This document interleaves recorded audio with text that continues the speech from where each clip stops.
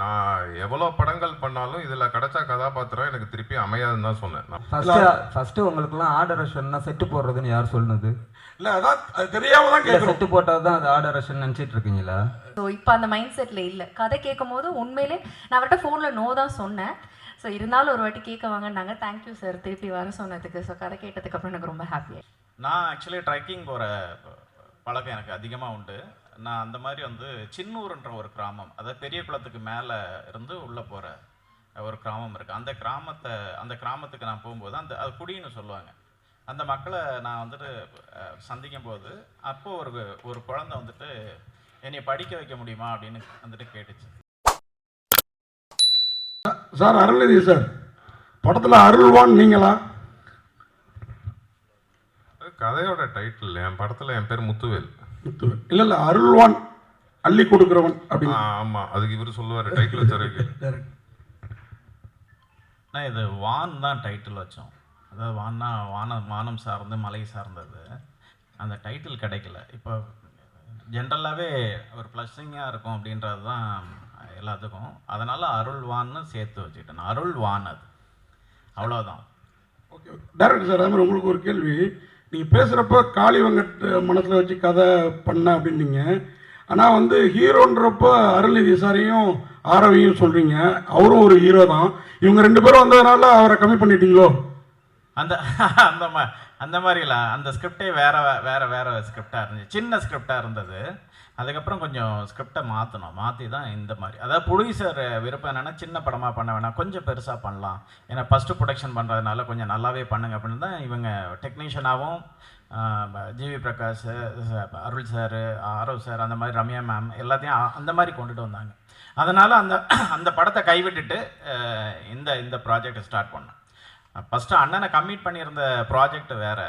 So அதனால தான் சொன்னேன் நான் அண்ணனோட மறுபடியும் கண்டிப்பாக இன்னொரு படம் பண்ணோம் அப்படி. அது மாதிரி டேரக்டர் சார் ரொம்ப நாளைக்கு அப்புறம் ரம்யா பாண்டியன் யாருக்கு ஜோடி? ஆரவ் சாரோட. ஆமாம். அருள் சார் எங்கே சார் இங்கே எங்கே? ஐயோ சார், கோடம்பாக்கத்தில் அருள்வான்னா எல்லாருக்கும் தெரியும், அருள்நிதின்ட்டு. ஏன்னா பசங்களுக்கு ரொம்ப பிடிச்ச ஒரு நடிகர், அது இல்லாமல் எல்லாமே செய்வாங்க. இப்போ இந்த படம் டைட்டிலும் அதே மாதிரி ஒத்தி போகுது. ஆனால் இப்போ அதே படத்தில் அதே நெக்ஸ்ட் ஒரு படம் டிமாண்டி காலனி 3. ஸோ அப்படியே கான்ட்ராஸ்டாக இருக்காது. எப்படி நீங்கள் ஹேண்டில் பண்ணீங்க? எப்படி ஹேண்டில் பண்ணுறேன்னா ஹேண்டில்னா என்னன்னா அது ஒரு பேய் படம், இது ஒரு நல்லது செய்கிற ஒரு படம். ஸோ அதுலேருந்து எப்படி நீ மாறுபட்டுறீங்கன்னு? இல்லை, இது நான் தான் சொன்னேன்ல ஃபஸ்ட்டே, இவர் கதை சொல்லும் போதே நான் எவ்வளோ படங்கள் பண்ணாலும் இதில் கிடைச்ச கதாபாத்திரம் எனக்கு திருப்பி அமையாதுன்னு தான் சொன்னேன். நான் ஃபுல் ஃப்ளெஜ்டாக பண்ணாலும் ஒரு கல்வி எவ்வளோ முக்கியம்னு இந்த படம் சொல்லியிருக்கோம். அதே மாதிரி அந்த இடத்துல வாழ்கிறவங்களோட வாழ்க்கை நம்ம படம் பார்க்கும்போது அவங்க லைஃப் ஸ்டைலே நம்ம புரிஞ்சுக்கலாம். அந்த படம் பார்க்கும்போது அவங்க எவ்வளோ கஷ்டத்தில் இருக்காங்க அப்படின்னு. ஸோ அதனால தான் இதுக்கு என்ன இதுன்னு கேள்வி கேட்டால் எப்படி பதில் சொல்கிறது? கதாநாயகனா ஃபுல் ஃப்ளெஜ்டாக நடிக்கிறது சந்தோஷமான விஷயம். ஒரு டேரக்டர் ஒரு 5 நாள் ஸ்டோரி சொல்லும் போது உங்களுக்கு என்ன தோணுச்சு அந்த நேரத்தில்? அவர் 5 நாள் ஸ்டோரி சொல்லல, 5 நாள் வர சொன்னார். ஓகே, உங்களுக்கு என்ன தோணுச்சு? பண்ணலாமா வேணாவா? நிறைய முடிவு எடுத்திருப்பீங்களா நைட்டு? இல்லை, இவர் கொஞ்சம் குண்டாக்க மாட்டாக்கான ஆள் தான். ஏன்னா என்ன ஆல்ரெடி தகராறுன்னு ஒன்று வச்சு எடுத்தார். அதனால எனக்கு என்னன்னா சீரியஸாகவே ஃபஸ்ட்டு ஒரு 5 நாள் தான் இருந்துச்சு. அதுக்கப்புறம் ஒரு 20 நாள் வந்திருப்பேன்னா ஆக்சுவலாக ஃபுல் படம் இருக்கேன், அது சொல்ல மாட்டேறாரு. நானும் அவங்க கிருத்திகா அப்புறம் இவங்க எல்லாரும் ஃபுல் படம் இருக்காங்க. கேள்வி next sir. Hero sir Arulnithi sir வணக்கம். இதுக்கு நாங்கள் பேசவே செஞ்சுருப்பேன், நீங்கள் தான் பேசணும் சார். மாசான ஹீரோவாக பல படங்கள் பண்ணிட்டீங்க. பட் இந்த படத்தில் ஒரு முக்கியத்துவமான கேரக்டர் அப்படின்னா 5 நாளைக்கு ஒத்துக்கிட்டீங்க. அடுத்து வரக்கூடிய இந்த மாதிரி கதைகளில் முக்கியமான கேரக்டர் 2 நாள் 5 நாள் அப்படின்னா ஒத்துப்பீங்களா சார்? நான் இது வரைக்கும் எந்த படம் மாசான ஹீரோவாகவே பண்ணல சார். வம்சம் ஒன்று போதும் சார். வம்சமில் என் படங்கள் எல்லா படங்களையும் எல்லா கதாபாத்திரக்கும் எல்லாருமே ஹீரோ மாதிரி தான் இருப்பாங்க. வம்சம்ல என்ன கிஷோர் சார் தான் ஹீரோ மாதிரி இருப்பார், அவரை வச்சு தான் படமே. இல்லை, இன்னைக்கு வரைக்கும் அருள்நிதி சார்னா வம்சத்தை தான் முக்கியமாக சொல்கிறாங்க. ஆமாம் ஆமாம், அந்த மாதிரி ஒரு மாசான படமும் நீங்கள் அடுத்து கொடுக்கணும். பட் இதை மாதிரி முக்கியமான கதைக்கு முக்கியமான கேரக்டர் வருது ஒரு 5 நாள் அப்படின்னாலும் நான் நடிக்கிறேன் அப்படின்ற மாதிரி நீங்கள் இருக்கீங்களா சார்? கண்டிப்பாக பண்ணுவேன். முக்கியத்துவம் வாய்ந்த கதைகளில் நான் 5 நாளுக்குனாலும் நீங்கள் நடிப்பீங்க. அதுக்குன்னு அதே பண்ணிட்டு இருக்க மாட்டேன். அப்புறம் 5 நாளா எல்லா படத்துக்கும் போயிட்டு இருக்க வேண்டியதான். இல்லை சார் 5 நாள் சொல்லி திருப்பி 15 நாள் ஆக்கிடுவாங்க. தலைவா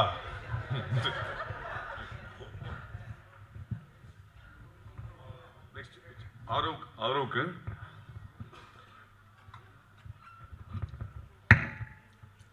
ரம்யா பாண்டியன் மேடம் இங்கே.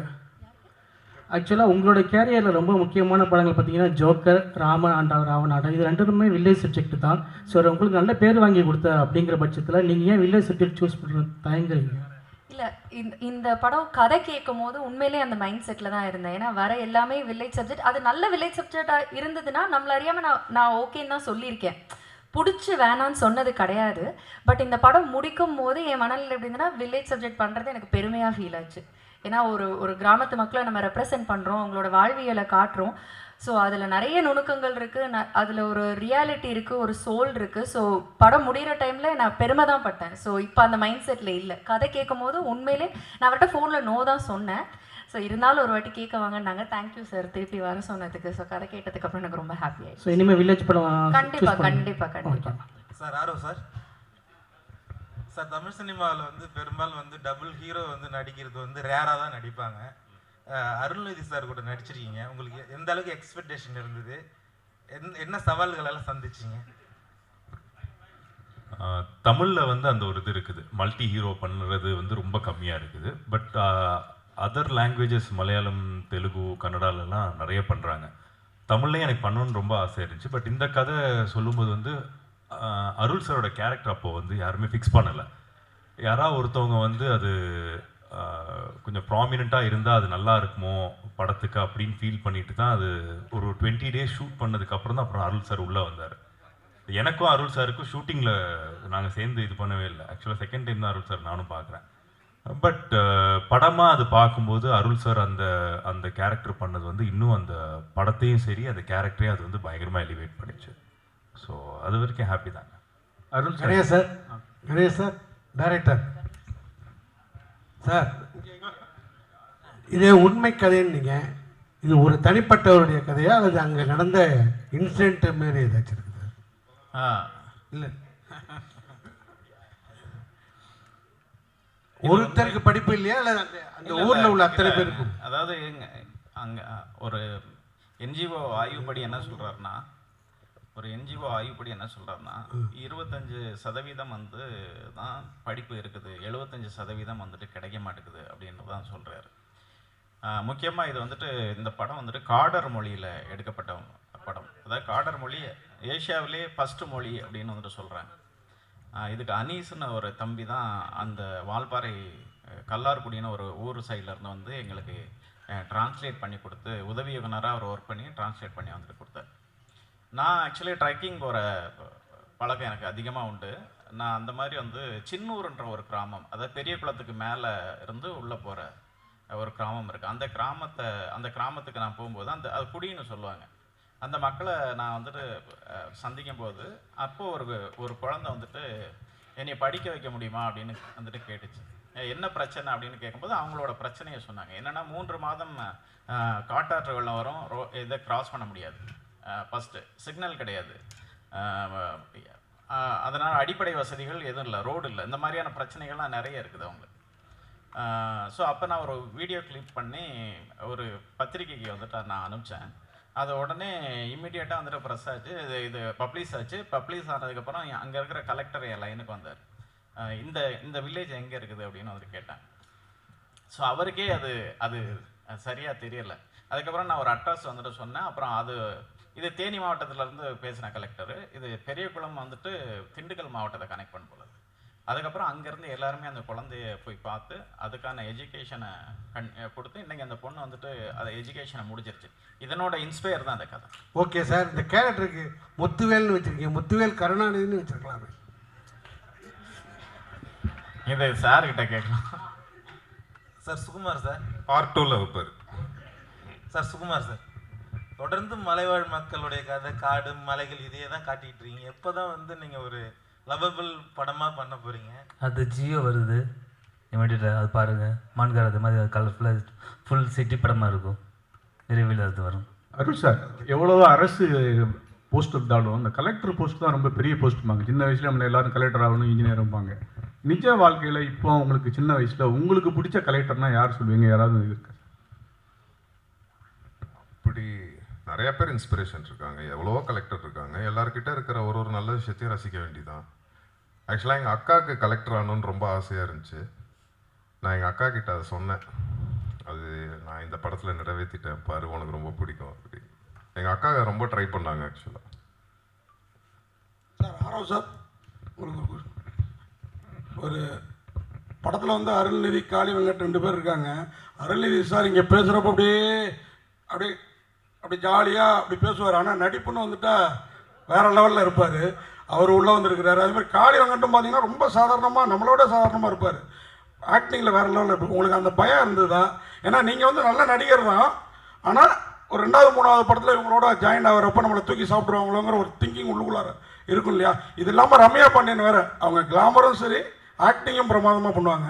எப்படி ஃபீல் பண்ணீங்க? இல்லை, ரம்யா பாண்டியன் பார்த்து பயப்படல. அதில் அருள் சார் கூட எனக்கு இல்லை, போர்ஷன்ஸ் இல்லை. அந்த மாதிரி தான் படத்தில் கதை அப்படி. அதனால அருள் சார் கூட நடிக்கிற இது இல்லை. பட் காளி சார் கூட 2-3 இது இருந்துச்சு. அஃப்கோர்ஸ் ஒரு ஒரு பயங்கரமான ஒரு ஆக்டர் அவங்க. அந்த அந்த சீனோட போகும்போது ஐ திங்க் நாங்கள் டைம் லிமிட்டேஷன்ஸ் அதெல்லாம் இருந்தாலும் டக்குன்னு கரெக்டாக பண்ணிட்டோம் அதை. பட் அது படமாக பார்க்கும்போது சார் பண்ண அந்த போர்ஷன்ஸ் வந்து அவ்வளோ ஸ்ட்ராங்காக ஃபீல் ஆச்சு, பயங்கர எமோஷன்ஸ் ஃபீல் ஆச்சுது. ஸோ அது அவர் ஜஸ்டிஃபை பயங்கரமாக அதை பண்ணிட்டார். சார் லால்குடி இளையராஜா சார், நீங்கள் பேசுகிறப்ப ஏதாவது கேள்வியாக கேட்டால் பதில் சொல்லுவேன். நீங்கள் மலை சார்ந்த இடமே நல்ல இயற்கையான இடம், ரொம்ப அழகாக இருக்கும். நீங்கள் அங்கே என்ன செட்டு போயின்னா, நீங்கள் விருதுலாம் பல விருது வாங்கினவர், இந்த படத்துலேயும் உங்களுக்கு விருது இருக்கும், உங்களுக்கும் சுகமாக இருக்கும், கண்டிப்பாக இருக்கும். ஃபஸ்ட்டு உங்களுக்குலாம் ஆர்டரேஷன்னா செட்டு போடுறதுன்னு யார் சொன்னது? இல்லை அதான் அது தெரியாமல் தான் கேட்குறேன். செட்டு போட்டால் தான் அது ஆர்டரேஷன் நினச்சிட்டு இருக்கீங்களா? நீங்கள் தான் ஒன்று டிசைட் பண்ணிக்கிறீங்க. ஃபஸ்ட்டு ஆர்டரேஷன்னா என்ன நீங்கள் கேட்டீங்கல்ல, கொஸ்டின் கேட்டிருக்கீங்கல்ல? ஆமாம், செட்டு போட்டால் தான் ஆர்டரேஷன். சார் நானும் பேசிக்காக ஒரு ஓவியம் தான். 10வது முடிச்சுட்டு வந்து ஓவிய கல்லூரியில் இடம் கிடைக்காம தான் பத்திரிகையாளராக மாறினேன். அதுக்கப்புறம் படிச்சுட்டு எனக்கு இடம் கிடைச்ச பையன் அப்புறம் பத்திரிகைக்காரங்களா ஒரு ஓவியனா இருந்துட்டு அந்த கேள்வி கேட்கக்கூடாது இல்லை? இப்போ ஆர்டரேஷன் லைக் ஒரு களம், அந்த களம் எங்களுக்கு மாட்டிருக்கு சார். ஒரே நிமிஷம், கேள்விங்கிறது என்ன சார்ந்து இல்லை, என் மூலியமா மக்களுக்கான விளக்கம்.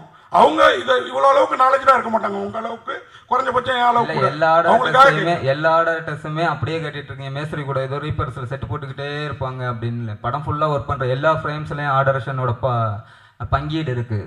நாங்கள் இருக்கோம் இல்லை அப்படிங்கிறது இல்லை, நாங்கள் லொக்கேஷன் பார்க்குறோம், அந்த லொக்கேஷனில் தான் அந்த கதை நடக்குது அப்படிங்கிறத டிசைட் பண்ணுறோம். கதையோட களத்தை நாங்கள் தான் ஆராய்ஞ்சு அந்த இடத்துக்கு கூட்டிகிட்டு போகிறோம் எல்லா ஆர்டிஸ்ட்டையும். ஸோ செட்டு போட்டால் தான் ஏதாவது ஒன்று ப்ளைவுட்டை வச்சு மேக் பண்ணால் தான் அப்படின்னு நினச்சிட்டு இருக்கக்கூடாது. கதைக்குள்ளே ஃபுல்லாக இருக்கும். ஈச் அண்ட் எவ்ரி ஃப்ரேமில் ப்ரொடக்ஷன் டிசைனிங் இருக்குது. அது என்ன கலர் ஸ்கீமில் போகலான்னு டிஸ்கஸ் பண்ணுறோம். கேமராமேன் கூட என்ன லைட் அப்ளை எடுக்கலான்னு டிஸ்கஸ் பண்ணுறோம். ஸோ கதை ஃபுல்லாக ஆராய்ஞ்சிட்டு இருக்கோம்.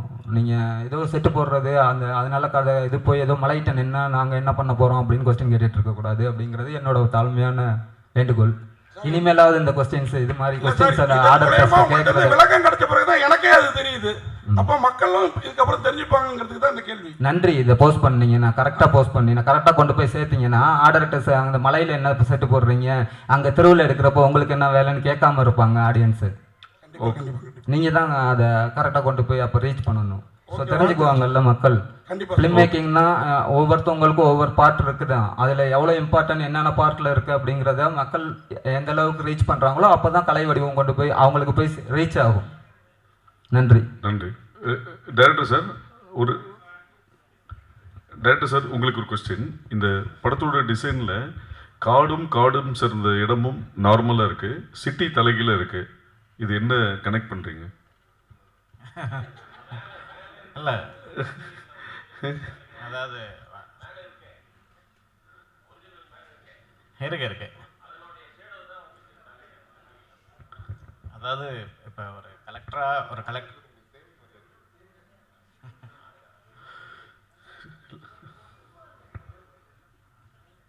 இது கதையில் என்ன விதமாக கனெக்ட்? இல்லை, இது ஒரு கலெக்டராக வந்துட்டு நம்ம ஒரு ஃபாரஸ்ட்டுக்குள்ளார கொண்டு போய் வைக்க முடியல. ஒரு சிட்டிக்குள்ளார இருக்கிற ஒரு கலெக்டரை சந்திக்க வர்ற ஒரு குழந்தையோட லைஃப் தான் அதனோட எடுத்துக்காட்டாக பண்ணியிருக்கிறோம், வேற ஒன்றும் இல்லை. சார் அருள்வந்தி சார், இன்னைக்கு வந்து கல்வி 2026 பட்டி தொட்டியங்க எல்லா இடத்துலையுமே கல்வியை கொண்டு போய் சேர்த்துருக்காங்க. ஆனால் இன்னமும் ஒரு சில மலைவாழ் மக்களுக்கு கல்வி கிடைக்கல, ஏழை எளிய மக்களுக்கு கல்வி கிடைக்கலன்னு சொல்லியிருக்காங்க. இதுக்கு என்ன காரணமாக இருக்கும்னு நீங்கள் நினைக்கிறீங்க சார்? இதுக்கு காரணம் தெரிஞ்சால் நான் இங்கே உட்காந்துருப்பேன். நெச்ச கலெக்டராக இருக்க மாட்டேன். அந்த கஷ்டத்தை தான் இந்த படத்தில் சொல்லியிருக்கோம். ஸோ இப்போ நிறைய இடத்துல நிறைய பேர் அதை செஞ்சுட்டு வராங்க. இதுவும் பேஸ்ட் ஆன் ட்ரூ ஸ்டோரி தான். இது உண்மையாகவே எங்கே நடந்தது, எந்த கலெக்டர் அதை செஞ்சார், எந்த ஊரில் நடந்துச்சு, அங்கே பேசிகிட்டு இருக்காரு. இங்கே பாருங்கள், முக்கியமான கேள்வி அது எல்லாமே இவர் சொல்லியிருக்காரு. அதை கேளுங்க, அதை ஒரு தடவை கேளுங்க. நிறைய பேர் ட்ரை பண்ணுறாங்க. இன்னும் இப்போ எல்லா இடத்துலையுமே இப்படி இருக்குன்னு நம்ம சொல்ல முடியாது. எல்லா இடத்துலையுமே கல்வி போய் ரீச் ஆயிடுச்சு. இவர் தான் சொன்னார், இன்னும் 20% இடத்துல, ஆமாம், அது 25% இருந்து இன்னும் கம்மியாக இருக்கும். சீக்கிரம் இன்னும் கம்மியாகிடும் நம்புவோம். நீங்கள் சொல்லுங்கள், அந்த பேஸ்ட் ஆன் ட்ரூ ஸ்டோரி இல்லை சார். இப்போ ஒவ்வொரு நாங்கள் எல்லா மலை கிராமத்துக்குள்ளரையும் போகல, இது கொஞ்சம் ஸ்டடி பண்ணும்போது, இந்த கதையை ஸ்டடி பண்ணும்போது ஒரு குறிப்பிட்ட ஒரு 10 கிராமங்களுக்குள்ளார போனோம். சில குழந்தைகள் வந்துட்டு ஒரு 20 கிலோமீட்டர் இல்லை, ஒரு சில குழந்தைகள் வந்துட்டு ஒரு 20 கிலோமீட்டர் தாண்டி தான் வந்துட்டு ஸ்கூலுக்கு வந்துட்டு போகிறாங்க. அந்த குழந்தை திரும்பி வர முடியாது. ஏன்னா உங்களுக்கு ஃபாரஸ்ட் தெரியும், அட்டை இருக்கும், எலிஃபண்ட் இருக்கும், இது லப்பர்ட் இருக்கும். ஸோ அந்த மாதிரி நிறைய பிரச்சனை இருக்குது. இங்கே சில இடங்களில் தான் உண்டு உறைவிட பள்ளிக்கூடம்னு இருக்குது. என்னென்னா அங்கே ஹாஸ்டல் அவங்களுக்கு, அதாவது இவங்க வந்துட்டு மண்டே வந்துட்டு ஸ்கூலில் கொண்டு போய் விட்டுடுறாங்க. சாட்டர்டே வந்துட்டு அந்த குழந்தைங்கள ரிட்டர்ன் வந்துட்டு அந்த பேரண்ட்ஸ் போய் கூட்டிகிட்டு வராங்க. இதில் இந்த சம்பவத்தில் இந்த குடும்பங்களுக்குள்ளார, இந்த சொந்தங்களுக்குள்ளார ஏதாவது ஒன்று நடந்தால் அந்த குழந்தைங்களுக்கு எதுவுமே தெரியறது கிடையாது. இதனோட வலி ஒரு பெரிய வலியாகவே இருந்துக்கிட்டு இருக்குது. ஏன் 20 கிலோமீட்டர் போகணும், ஏன் இந்த இடத்துக்குள்ளார இன்னும் பள்ளிக்கூடம் வரலன்னா, அங்கே அடிப்படை வசதிகள் இல்லை. அங்கே வந்துட்டு ஒரு டீச்சர் வந்துட்டு இங்கேருந்து போகணுன்னா டிரான்ஸ்போர்ட் வேணும், வேவ் இருக்கணும். ஸோ அவங்க அனிமலை சமாளித்து போகணும். இங்கே கீழே இருந்து தரைத்தளத்துலேருந்து நீங்கள் காட்டுக்குள்ளார போகணுன்னா மினிமமாக 15 கிலோமீட்டர் மேலே போகணும். ஸோ அதுக்கு நிறைய ப்ரொசீஜர் இருக்குது. ஸோ இதெல்லாம் ஃபாலோ பண்ணி இன்னும் வந்துட்டு சரியான இடங்களில் வந்துட்டு சேரலை கல்வி. இதை கொஞ்சம் கொஞ்சமாக சேர்த்துக்கிட்டு இருக்கிறாங்க. இந்த மாதிரியான படங்கள் வந்துட்டு இப்போ மக்களை போய் ரீச் பண்ணும்போதும், அஃபிஷியல் ஆஃபீஸர்ஸ் இதை பார்க்கும்போதும் அவங்களுக்கு ஒரு வந்துட்டு நல்லது நடக்கும் அப்படின்றதுக்காக தான் இந்த மாதிரியான ஒரு ஸ்கிரிப்டை வந்துட்டு நாங்கள் பண்ணியிருக்கோம்.